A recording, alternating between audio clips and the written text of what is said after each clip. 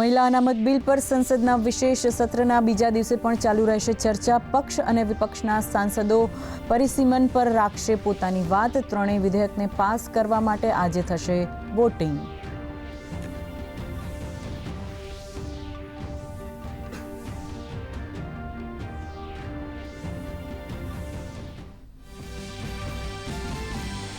PM મોદીએ વિપક્ષને મહિલા આરક્ષણ બિલનું શ્રેય લેવાની આપી ઓફર. ગૃહમંત્રી અમિત શાહે પરિસીમન પર કહ્યું, ભ્રમ ફેલાવવામાં આવી રહ્યો છે. દક્ષિણના રાજ્યોની વધશે ભાગીદારી, સીટો નહીં ઘટે.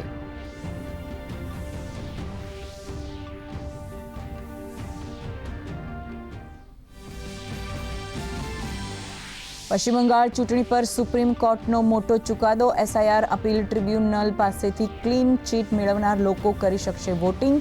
બંગાળ અને તમિલનાડુમાં ચૂંટણી પ્રચાર પૂરજોશમાં.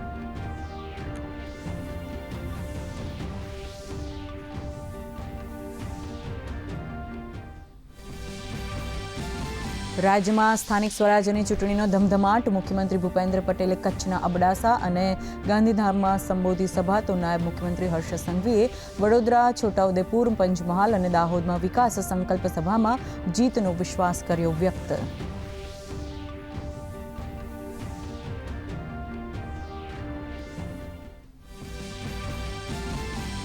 ભારતે હોર્મુઝની ખાડીમાં સુરક્ષિત પરિવહનની સંયુક્ત રાષ્ટ્રમાં મૂકી માંગ. વ્યાપારિક જહાજો ઉપર હુમલાની ઘટનાઓ પર ઉઠાવ્યા સવાલ.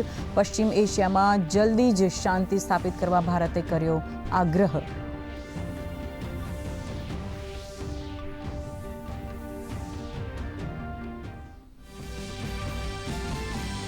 ઇઝરાયલ અને લેબનાન વચ્ચે થયેલા 10 દિવસનો સંઘર્ષ વિરામ આજથી શરૂ. તો આ તરફ ડોનાલ્ડ ટ્રમ્પે સપ્તાહના અંત સુધીમાં ઈરાન સાથે બીજા તબક્કાની વાતચીતની વ્યક્ત કરી આશા.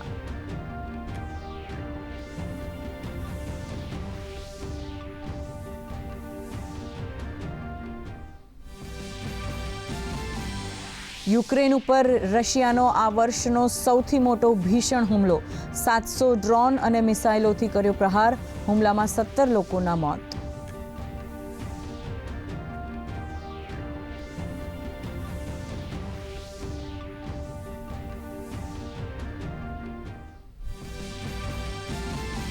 રાજ્યમાં કાળઝાળ ગરમી યથાવત. 41.9 ડિગ્રી મહત્તમ તાપમાન સાથે રાજકોટ સૌથી ગરમ શહેર. તો અમદાવાદમાં 40.4, અમરેલીમાં 40.3 ડિગ્રી તાપમાન. તો બીજી તરફ આગામી 19 અને 20 એપ્રિલે રાજ્યમાં માવઠાની આગાહી.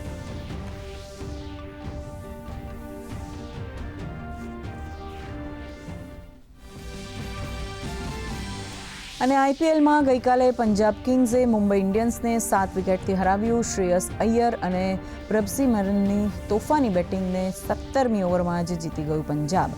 અર્શદીપ સિંહ બન્યા મેન ઓફ ધ મેચ. આજે કોલકાતા અને ગુજરાત વચ્ચે ટક્કર.